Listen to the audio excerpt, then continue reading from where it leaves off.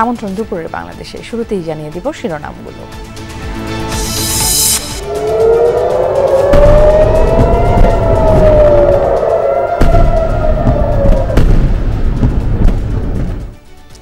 Iran ইসরায়েলের পাল্টাপাল্টি হামলা, হুমকি অব্যাহত। তেহরানের অভিযান ঠেকিয়ে আবারও বিতর্কের মুখে জর্ডান। দুর্নীতির অভিযোগে টিউলিপকে আদালতের মুখোমুখি হতে হবে। লন্ডনে আইটিভিকে দেয়া সাক্ষাৎকারে জানালেন প্রধান উপদেষ্টা, সংলাপ নয়, দেশে এসে বিচারে অংশ নেওয়ার পরামর্শ।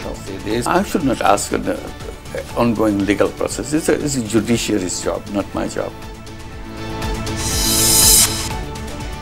4 দিনের যুক্তরাজ্য সফর শেষে ফিরলেন প্রধান উপদেষ্টা। তারেক ইউনূস বৈঠকে অনেকটাই ঘুচে গেছে বিএনপির সাথে সরকারের দূরত্ব, বলছেন বিশ্লেষকরা।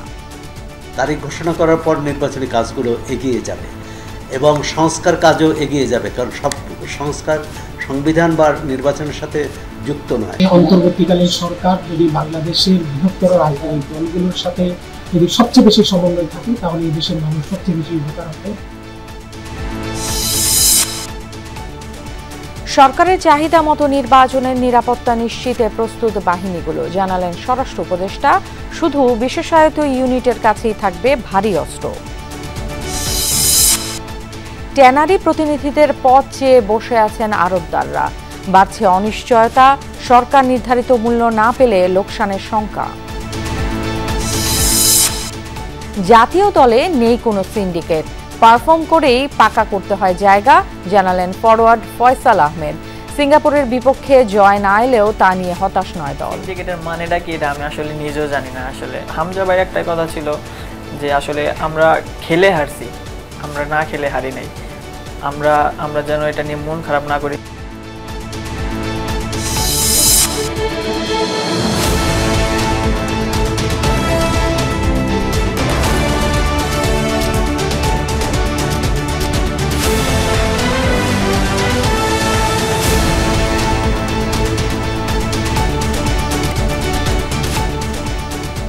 দেখে নিচ্ছিলেন শিরোনামগুলো। এছাড়াও দেশ বিদেশের আরো খবর নিয়ে দুপুরের বাংলাদেশে আপনাদের সাথে থাকছি আমি ফারহানা ন্যান্সি।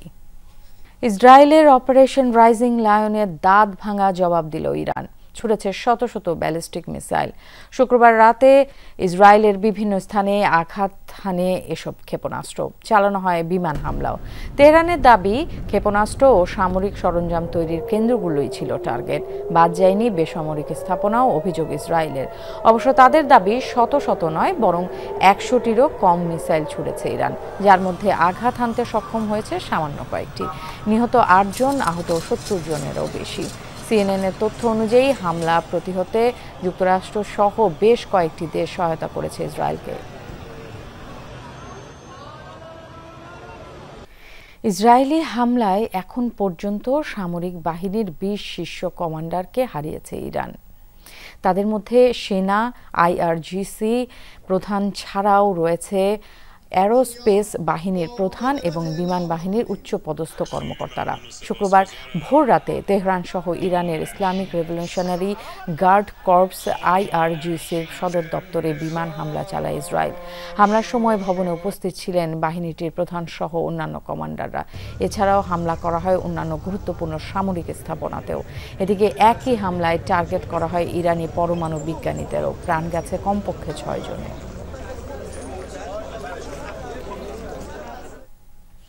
এদিকে ইরানে হামলা অব্যাহত রেখেছে ইসরায়েল। ক্ষেপণাস্ত্র আক্রমণের শিকার তেহরানের মেহরাবাদ আন্তর্জাতিক বিমানবন্দর। এতে বড় ধরনের বিস্ফোরণ ও অগ্নিকাণ্ড হয় এয়ারপোর্টের বিভিন্ন অংশে। ইরানে চলমান হামলায় এ পর্যন্ত 78 জন প্রাণ হারিয়েছেন, আহত 320 জনেরও বেশি মানুষ। শনিবার স্থানীয় সময় ভোর থেকে আবারও ইরানে হামলা শুরু করে ইসরায়েল। হাকেমিয় ও তেহরান পার্স এলাকাতেও শোনা গেছে বিস্ফোরণের শব্দ। শুক্রবার ইরানের পারমাণবিক, সামরিক, বেসামরিক স্থাপনাগুলো সহ 2 শতাধিক টার্গেটে ব্যাপক হামলা চালিয়েছে ইসরায়েল। প্রাণ হারান দেশটির প্রভাবশালী সামরিক কর্মকর্তা ও পরমাণু বিজ্ঞানী।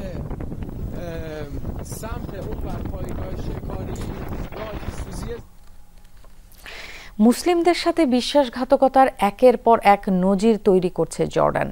ইরানে হামলার আগে ইসরায়েলে অস্ত্র সরবরাহে যুক্তরাষ্ট্রকে ব্যবহার করতে দিয়েছে নিজেদের আকাশসীমা। কেবল তাই নয়, চালান প্রক্রিয়া নির্বিঘ্ন করতে বন্ধ করে দিয়েছে বেসামরিক আকাশযান চলাচল। ইসরায়েলি ভূখণ্ডে ইরানের পাল্টা হামলা ঠেকিয়েও বিতর্কের মুখে জর্ডান। শুক্রবার জর্ডানের আকাশসীমা পাড়ি দিয়ে ঝাঁকে ঝাঁকে মিসাইল আক্রমণ করেছে ইরানে। এরপর উদ্বেগ জানিয়ে এক বিবৃতি দেয় আম্মান, জানায় কোনো দেশের সংঘাতের যুদ্ধক্ষেত্র হবে না জর্ডান, লঙ্ঘন করতে দেবে না তাদের আকাশসীমা। তবে ইসরায়েল যেন এসব বুলির আওতায় পড়েই না। তাই তো তেল আবিবের মিসাইল নির্বিঘ্নে জর্ডানের আকাশসীমা পাড়ি দিলেও ইরানের ছোড়া ক্ষেপণাস্ত্র ঠেকিয়েছে জর্ডান, ভূপাতিত করেছে বহু ড্রোন। এখানেই শেষ নয়, ইসরায়েলের গণমাধ্যম বলছে অপারেশন রাইজিং লাইনের আগেও যুক্তরাষ্ট্র থেকে অস্ত্র সরঞ্জাম গেছে তেল আবিবে, আর তাদের সুবিধার্থে হুট করেই নিজেদের আকাশসীমায় বেসামরিক আকাশযান চলাচল বন্ধ রাখে জর্ডান। মধ্যপ্রাচ্যে যুক্তরাষ্ট্রের ঘনিষ্ঠ মিত্র হিসেবেই পরিচিত জর্ডান, আর সেই সূত্রে সখ্যতা রয়েছে ওয়াশিংটনের পরম বন্ধু ইসরায়েলের সাথেও। আবারও যেন তারই প্রমাণ রাখল আম্মান। যদিও জর্ডানের দাবি নিজেদের ভূখণ্ড আর নাগরিকদের নিরাপত্তার স্বার্থেই নেওয়া হয়েছে এমন পদক্ষেপ। গত বছরও অপারেশন ট্রু প্রমিসের আওতায় ইরান যখন ইসরায়েলে হামলা চালিয়েছিল, তখনও ইরানের ব্যালিস্টিক মিসাইল ও ড্রোন ভূপাতিত করেছিল জর্ডান, যা জন্ম দিয়েছিল তুমুল সমালোচনার। ডরথি তাস্ট্রিন, যমুনা নিউজ।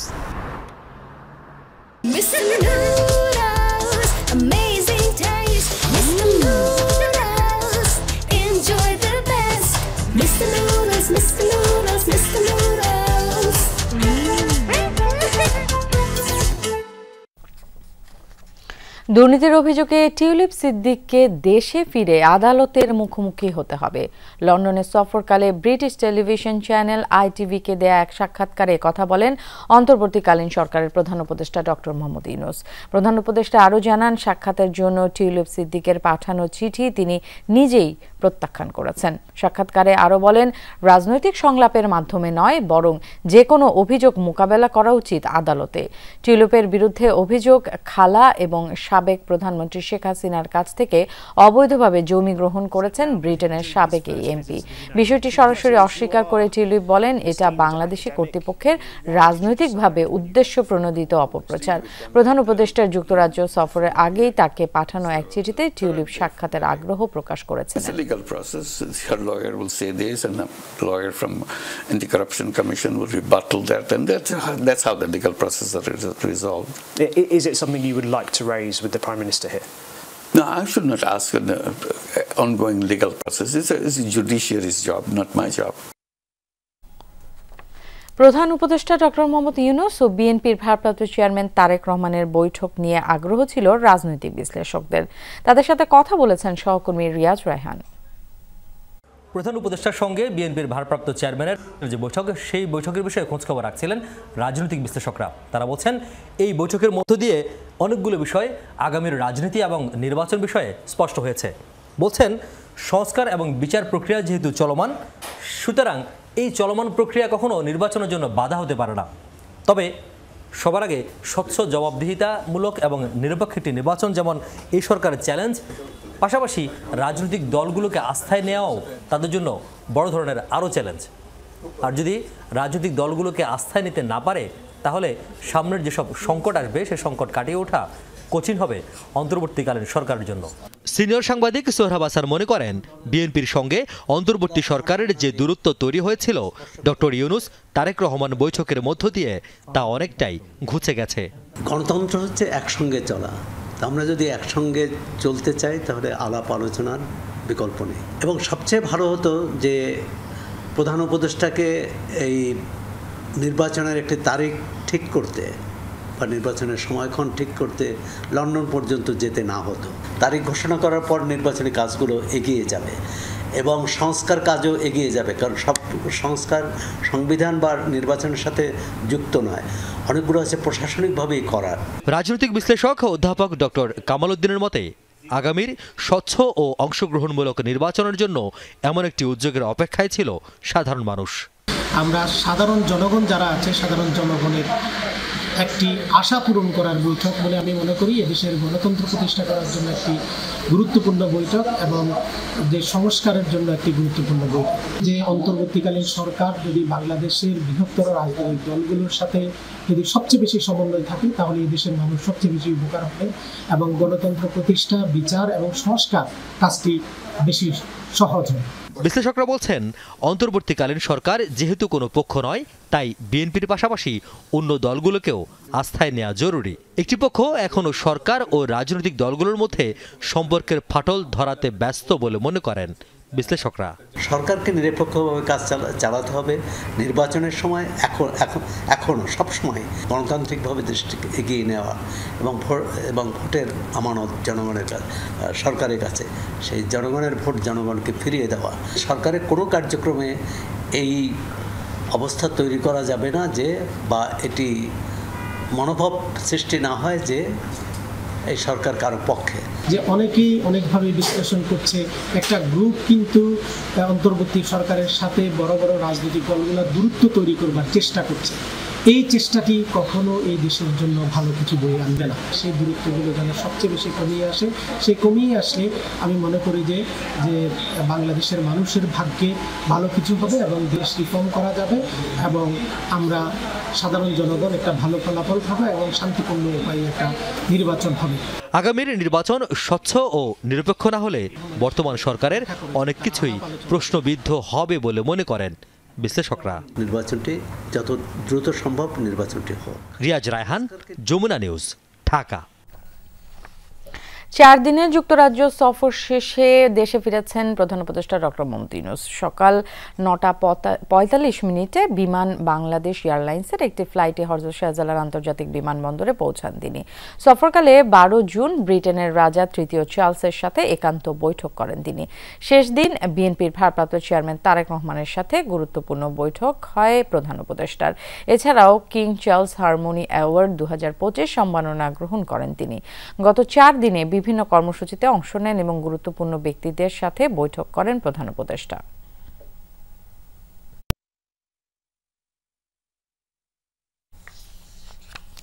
ঈদযাত্রার মতো ফিরতি পথেও যমুনা সেতু মহাসড়কের দু প্রান্তে দেখা দিয়েছে যানজট। ঈদের ছুটির শেষ দিন থাকায় ভোর থেকেই কর্মস্থলমুখী মানুষ বেড়েছে যানবাহনের চাপ। যত্রতত্র গাড়ি থামিয়ে তোলা হচ্ছে যাত্রী, ধীর গতিতে এগোচ্ছে গাড়ি। এতে চরম ভোগান্তিতে পড়েছেন যাত্রী আর চালকরা। যানজট নিরসনে কাজ করছে হাইওয়ে পুলিশ। আমরা এই যানজটের এখন সবশেষ কি খবর সেটা জানবো। সিরাজগঞ্জ থেকে যুক্ত হচ্ছেন সহকর্মী গোলাম মোস্তফা রুবেল। রুবেল, ফিরতি পথে মহাসড়কের এখনকার চিত্র কেমন দেখছেন? জানিয়েছিলেন আগের সংবাদে যে জ্যাম, একেবারেই ধীর গতিতে যানবাহন এগোচ্ছে, এখন কি অবস্থা?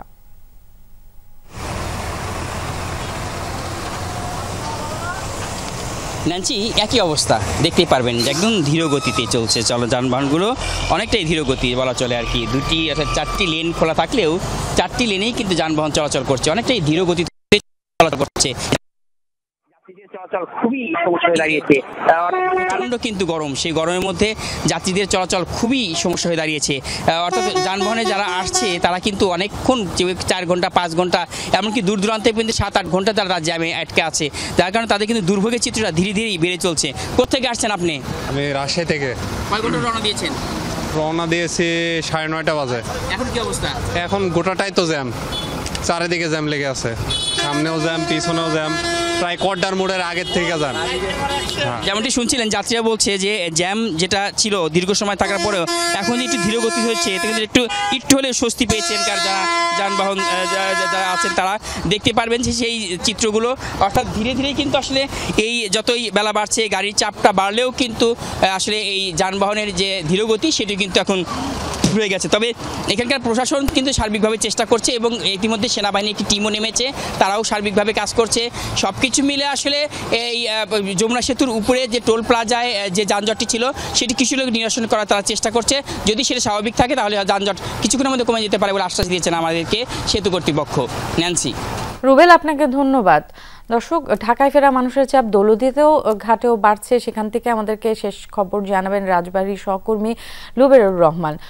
রুবেল, একটু জানতে চাই ঘাট পারাপারের সবশেষ চিত্রটা, এবং রুবেল যেমনটা জানাচ্ছিল ধীর গতিতে যানবাহন এগোচ্ছে, আপনার ওখানটায় কি অবস্থা একটু জানতে চাই।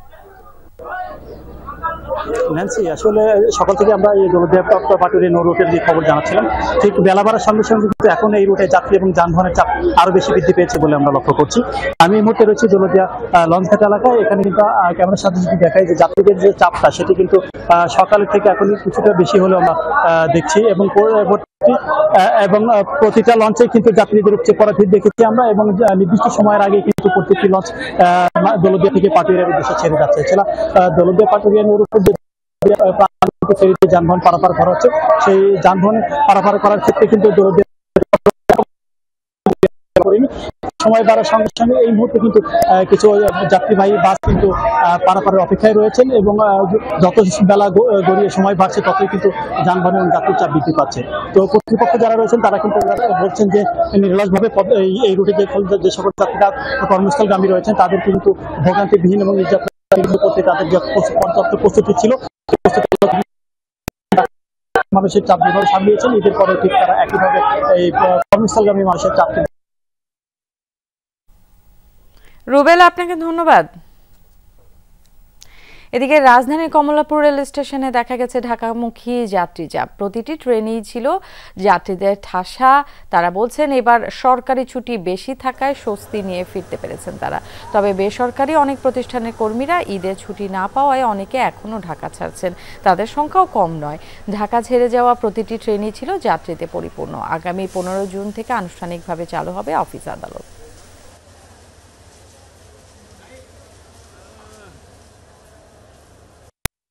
আগামীকালকে থেকে সবার অফিস শুরু হলে যে একটা রাশ পড়বে, এটাতে দেখা গেছে একটা লং একটা জ্যামের মধ্যে থাকতে হবে, সেই কারণেই আজকে আসা। একদিন আগে আসলে একটু গুছিয়ে কালকে থেকে অফিসে জয়েন করতে পারবো, এই জন্য একদিন আগে আসলাম। আগের থেকে অনেক বেটার, সার্ভিসগুলো অনেক বেটার। আগে একটু কিছু সমস্যা ছিল, এখন এটা মোটামুটি আলহামদুলিল্লাহ খুব ভালো।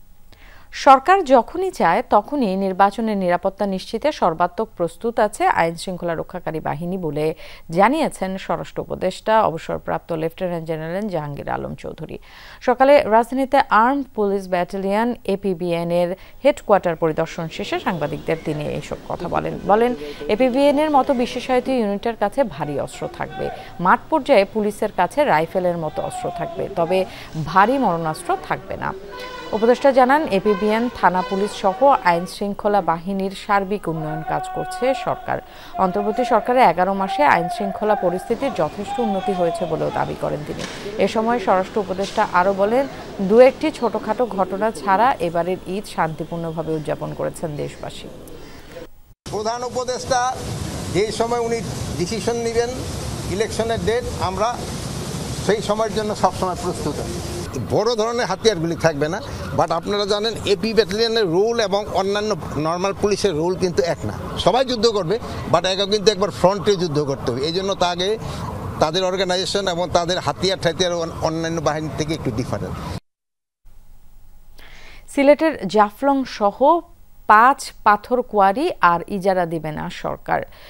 শ্রমিকদের জন্য করা হবে বিকল্প কর্মসংস্থানের ব্যবস্থা, জানিয়েছেন বন ও পরিবেশ উপদেষ্টা সৈয়দা রেজওয়ানা হাসান। সকালে সিলেটের জাফলং এর পাথর কোয়ারি পরিদর্শন করেন রেজওয়ানা হাসান। সাথে ছিলেন জ্বালানি উপদেষ্টা মোহাম্মদ ফাউজুল কবির খান। এ সময়ে পরিবেশ উপদেষ্টা বলেন, পাথর লুট বন্ধে স্থানীয় প্রশাসনকে আরও কঠোর হওয়ার নির্দেশ দেওয়া হয়েছে।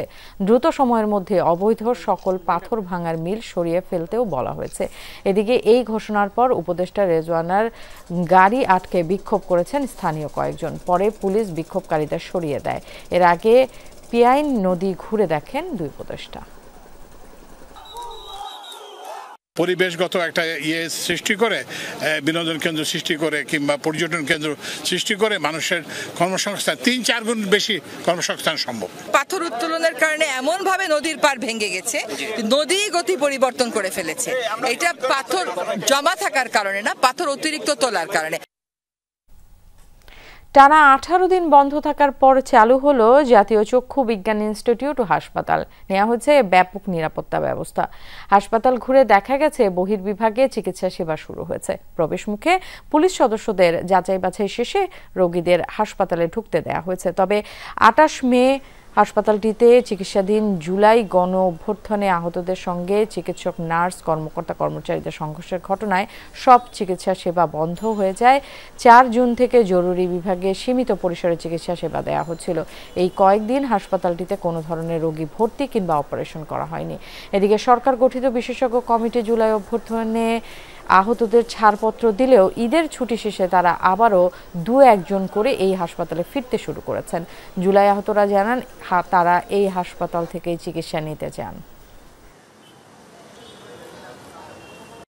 সেদিন আইসা বসে থেকে গেছি 15-20 জন লোক, খালি কোনো লোক নাই। পরে কয়ে ডাক্তার আইব না, তোমরা যাও। ছাত্রদের সাথে কি একটা গন্ডগোল আছে, আপনি শনিবারে আসেন। আজকে সকালে 7টার সময় আসছি, আইসা সিরিয়াল দিছি, দেখছি মোটামুটি কোনো সমস্যা হয় নাই। এখানে স্বরাষ্ট্র এবং মুক্তিযোদ্ধা মন্ত্রণালয় এবং অন্যান্য মন্ত্রণালয় কাজ করছে। তাদের ডিসিশন, যাদের থাকার প্রয়োজন নাই তাদেরকে হসপিটালে থাকতে পারবে না। বহিরাগত কেউ যেন বিশৃঙ্খলা পরিস্থিতি তৈরি করতে না পারে সাধারণ রোগীর পাশাপাশি। তো এই বিষয়টি দেখার জন্যই আমরা এখানে বাহিরের নিরাপত্তাটি বাড়িয়েছি। তীব্র দাবদাহে পুড়ছে উত্তর জনপদ। অসহনীয় হয়ে উঠেছে জনজীবন। সবচেয়ে বিপাকে শ্রমজীবী মানুষ। আবহাওয়া দপ্তরের খবরেও স্বস্তি মিলছে না। জীবন রক্ষায় নানা পরামর্শ দিচ্ছেন চিকিৎসকরা। আরও জানাচ্ছেন সহকর্মী শফিক ছোটন। ছবি তুলেছেন সিয়াম শাহরিয়া। সূর্যোদয়ের সাথে সাথেই উত্তপ্ত প্রকৃতি, পথঘাট ছড়িয়ে পড়ছে ভ্যাপসা গরম। রোদের অসহনীয় তীব্রতায় হাঁসফাঁস জনজীবন। ঘরে কিংবা বাইরে কোথাও নেই স্বস্তি। অসহনীয় গরম, বাইরে বের হওয়াটাই কঠিন। শ্রমজীবী মানুষের কষ্ট বেড়েছে কয়েক গুণ। কাজ কাম করা যাচ্ছে না, মানে মরুভূমির মতন হাওয়া আসতেছে, গরম হাওয়া গাছ লাগতেছে। সকালে মন চায় না যে কাজে আস, যে তাপ, ওই তাপের তো মনে করেন কি করবো, গরিব মানুষ, এখন তো কাজ করতেই হবে। রোদে চামড়া পুড়ে যাচ্ছে, রোদে গরমে রাস্তার একটা ধাপা উঠতেছে, আমরা কাজকর্ম করতে পারতেছি না, প্রচন্ড রোদ। স্বস্তি পেতে ফুটপাতের শরবতের দোকানে ছুটছেন অনেকে। শীতল পরশের আশায় গাছের ছায়ায় আশ্রয় নিচ্ছেন ক্লান্ত পথিক। অপেক্ষা বৃষ্টিতে শীতল প্রকৃতির। সকালবেলা যেরকম গরম, রাত্রিবেলাও গরম, দুপুরবেলাও গরম, সবসময় গরম। এই 4-5 দিন এরকম তাপমাত্রা, খুবই থাকাই যাচ্ছে না করে। এখন আরো গরম বেশি, আরো কষ্ট হচ্ছে বেশি। কষ্ট কিভাবে সহ্য করবো? মাথার উপর দিয়ে ও চলে যায় দিন, তো আমার মনে হয় মাথার ভিতর মনে হয় আগুন জ্বলছে, এইরকম গরম। আবহাওয়া অফিস বলছে ভ্যাপসা গরম থাকতে পারে আরো কয়েকদিন। এমন পরিস্থিতিতে তরল জাতীয় খাবার গ্রহণ ও ছায়াযুক্ত স্থানে থাকার পরামর্শ দিচ্ছেন চিকিৎসকরা। মৌসুমি ফল যেগুলো, সেগুলো ঘন ঘন খেতে হবে যাতে পানি শূন্যতা না হয়, বিশেষ করে যেগুলো জুসি ফ্রুটস, এবং পানি জাতীয় খাবার বেশি খেতে হবে। মাঝে মাঝে একটু পানি দিয়ে মাথাটাকে ধুয়ে ফেলা অথবা গাটাকে একটু মোছা, বা সম্ভব হলে একটু পানির স্প্রে দেওয়া। ঠিক আছে, সব মিলে যদি ফ্যানের সুবিধা থাকে তাহলে ফ্যানের মধ্যে একটু অবস্থান বেশি করা। সব মিলিয়ে আমাদেরকে অ্যালার্ট থাকতে হবে। শুক্রবার পর্যন্ত চলতি মৌসুমে রাজশাহী অঞ্চলে সর্বোচ্চ 38 ডিগ্রি সেলসিয়াস তাপমাত্রা রেকর্ড করেছে আবহাওয়া অফিস। শফিক ছোটন, যমুনা নিউজ, নওগাঁ। ঈদের ছুটি কাটিয়ে কর্মস্থলে ফিরেছে আশুলিয়া শিল্পাঞ্চলের অধিকাংশ পোশাক শ্রমিক। সকাল 8টায় কর্মস্থলে উপস্থিত হয়ে উৎপাদন শুরু করেছেন তারা। শ্রমিকরা স্বতঃস্ফূর্তভাবে কর্মস্থলে যোগ দিয়ে একে অপরকে ঈদের শুভেচ্ছা বিনিময় করেছেন। কারখানা কর্তৃপক্ষ শ্রমিকদের স্বাগত জানিয়েছেন। শিল্পাঞ্চল পুলিশ বলছে, আজ খোলা হয়েছে ডিইপিজেড সহ শিল্পাঞ্চল আশুলিয়ার অধিকাংশ কারখানা। শান্তিপূর্ণ ও সুশৃঙ্খলভাবে শ্রমিকরা কাজে যোগ দিয়েছেন। নিরাপত্তা নিশ্চিত করতে কাজ করছেন তারা। অন্যবারের চেয়ে এবার শ্রমিকদের গড় উপস্থিতি সন্তোষজনক বলে জানান ব্যবস্থাপকরা। 8 দিনে আমরা সুস্থভাবে উদযাপন করছি বা ভালোভাবে ফিরে আসছি এবং কর্মস্থলে যোগ দিচ্ছি। কাটার পরে এখন আমাদের কর্মস্থলে আমরা সবাই মিলে আবার আসছি। ছুটি শেষ করে আবার এসে ঢাকায় ডিউটি করতে সবাই। সংগ্রহের 6 দিন পেরিয়ে গেলেও এখনও চট্টগ্রামে চামড়া কিনতে আসেনি ঢাকার কোনো ট্যানারি মালিক। দ্বিতীয় সারির কিছু ক্রেতা আসলেও মিলছে না কাঙ্ক্ষিত মূল্য। ফলে দিন দিন অনিশ্চয়তা বাড়ছে আড়তদারদের মাঝে। 2-1 দিনের মধ্যে বেচাকেনা শুরুর প্রত্যাশা সংগ্রহকারীদের। এক্ষেত্রে নজরদারির দাবি তাদের।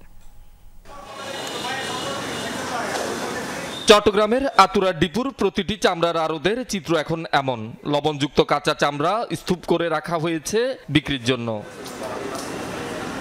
চট্টগ্রামে রিফ লেদার নামে একটি মাত্র ট্যানারি থাকায় এখানকার বেশিরভাগ চামড়া কেনেন ঢাকার ট্যানারি মালিকরা। তবে এখনো সাড়া না পাওয়ায় চিন্তিত আড়তদাররা। বিক্রির আসে এখনো পর্যন্ত আমরা বসে আছি, কিন্তু এখনো পর্যন্ত কোনো ট্যানারির মালিক চট্টগ্রামে আসে নাই। আমাদের দায়িত্ব তো আমরা লবণজাত চামড়াগুলো ওদের হাতে হস্তান্তর করাটাই আমাদের দায়িত্ব। যত দরিদ্র আমরা পারি যদি তাদেরকে হস্তগত করতে পারি আমাদের জন্য লাভবান। যে মালগুলো আছে অতি সত্ত্বর যদি বেচা কিনা না হওয়া পর্যন্ত আমরা দুশ্চিন্তার মধ্যে আছি। যে লেটটা দিচ্ছে ওই লেটে যদি আমরা বিক্রি করতে পারলে আমাদের লস থেকে আমরা বাঁচবো। আর ওই লেটে যদি ট্যানারি যদি না কিনে তাহলে আমরা ক্ষয়পূর্ণ পাবো হবো। দ্বিতীয় সারির কিছু ক্রেতা আসলেও তাতে কাঙ্ক্ষিত দাম পাচ্ছেন না বলে অভিযোগ ব্যবসায়ীদের। আমরা যদি সরাসরি ট্যানারিদেরকে বিক্রি করতে পারি আমরা দামটা পাবো, টাকাটাও ইনশাল্লাহ পেয়ে যাবো। আর দামটাও আমাদের কোনো সমস্যা হবে না। কটসপাটের কোনো নাই, কোনো গ্যারেন্টি নিশ্চয়তা নাই। টাকাগুলো যদি অর্ধেক টাকা দিয়ে দেয় আর অর্ধেক টাকা আমি পাবো কি পাবো না এটা কোনো নিশ্চয়তা নেই। সরকার বেঁধে দেয়া দামে চামড়া বিক্রি করতে না পারলে বড় লোকসানের শঙ্কায় আড়তদাররা। নজরদারির দাবি তাদের। কাঁচা কেনার সময় সব সংস্থা আমাদের কাছে মনিটরিং করে, কিন্তু বিক্রির টাইমে কেউ আসে আমাদের কাছে জিজ্ঞেস করে না ট্যানারি মালিকরা আদৌ এই দামে চামড়াগুলো আমাদের কাছ থেকে কিনতেছে কিনা। যেভাবে বলছে ওইভাবে যদি বিক্রি করতে পারি আমরা, যারা লবণ দিয়েছে ওনারা বিক্রি করতে পারে। চামড়া দেখবেন যে এই বছর যেগুলি ব্যবসা করতেছে ওনারা দেখায় আরও চামড়া বাড়বে, আরও বাড়বে, চামড়া একটা নষ্ট হবে না। চট্টগ্রামে এবছর 4.5 লাখ পিস চামড়া সংগ্রহ করেছেন শতাধিক আড়তদার। শহীদুল সুমন, যমুনা নিউজ, চট্টগ্রাম। প্রস্তাবিত বাজেটে কিছুটা বেড়েছে সামাজিক নিরাপত্তামূলক কর্মসূচির ভাতার পরিমাণ। এক্ষেত্রে 5টি কর্মসূচিতে 50 থেকে 100 টাকা বেড়েছে। বিশ্লেষকরা বলছেন মূল্যস্ফীতির এই সময়ে সামান্য অর্থ বৃদ্ধিতে সুফল মেলা কঠিন। সহায়তা দেবার ক্ষেত্রে সঠিক ব্যক্তিকে শনাক্তকরণের ক্ষেত্রেও হয় 9-6। দরিদ্র এবং হতদরিদ্র মানুষদের সহায়তা দিতে চালু আছে শতাধিক কর্মসূচি। মাসিক ভিত্তিতে দেয়া হয় নগদ অর্থ। প্রস্তাবিত বাজেটে বৃদ্ধি করা হয়েছে 5টি ভাতার পরিমাণ। 50 টাকা থেকে সর্বোচ্চ বেড়েছে 100 টাকা। এক্ষেত্রে বয়স্ক, বিধবা, প্রতিবন্ধী, মা ও শিশু এবং অনগ্রসর জনগোষ্ঠীর মাসিক ভাতা বৃদ্ধির প্রস্তাব করেছেন অর্থ উপদেষ্টা। মূল্যস্ফীতির এই সময়ে এত কম অর্থ বৃদ্ধিতে সুফল মেলা কঠিন। বর্তমান উচ্চ মূল্যস্ফীতির বাজারে 500, 700, 1000 টাকা এটা দিয়ে একটা পরিবারের, যে হতদরিদ্র পরিবারের, তারা কি সমস্যা, তারা কি এটা দিয়ে 1 সপ্তাহ তো চলতে পারবে না, 1 মাস তো দূরের কথা। এমন পরিমাণটা দেওয়া উচিত যাতে এটা সেই পরিবারের অবস্থার এটা পরিবর্তনে একটা ভূমিকা রাখতে পারে। শুধু ভাতার পরিমাণ বৃদ্ধি নয়, জীবনমান উন্নত করতে সুবিধাভোগীর সংখ্যা বাড়ানোর প্রস্তাব করেছেন অর্থ উপদেষ্টা। কিন্তু সঠিক মানুষকে শনাক্ত করা দরকার। হতদরিদ্র ব্যক্তিদের কাছে পাওয়ার কথা তারা কিন্তু পায় না সহজে। এটা কিন্তু অর্থাৎ মিস টার্গেটিং যেটা আমরা বলি, এটা একটা বড় সমস্যা। এবং যখন এতগুলো প্রোগ্রাম থাকে, এতগুলো প্রোগ্রামের টার্গেটিংটা সঠিকভাবে সঠিক ব্যক্তির কাছে বা সঠিক পরিবারের কাছে এটা পৌঁছানো, এটা কিন্তু একটা বড় চ্যালেঞ্জ হয়ে দাঁড়ায়। শুধু আর্থিক সহায়তায় নয়, ভর্তুকি দামে খাদ্যপণ্য দেবার সময় বৃদ্ধি করা হচ্ছে। বছরের 5 মাসের স্থলে 6 মাস ধরে দেয়া হবে ভর্তুকি দামের চাল। বাড়বে সহায়তা কর্মসূচির পরিমাণও।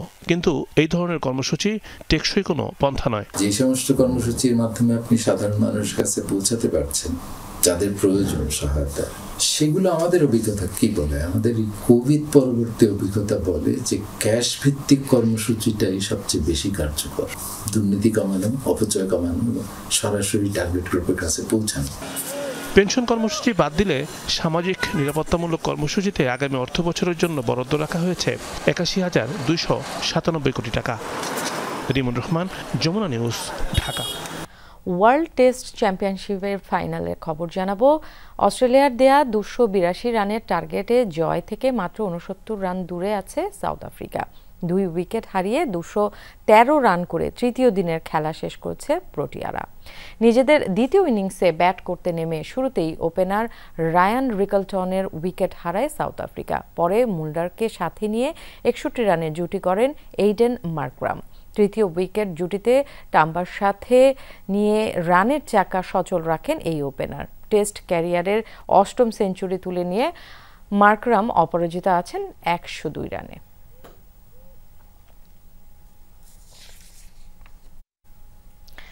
জাতীয় দলের ভেতর কোনো সিন্ডিকেট নেই, পারফর্ম করে পাকা করতে হয় জায়গা, এমনটাই জানিয়েছেন জাতীয় দলের ফরওয়ার্ড ফয়সাল আহমেদ ফাহিম।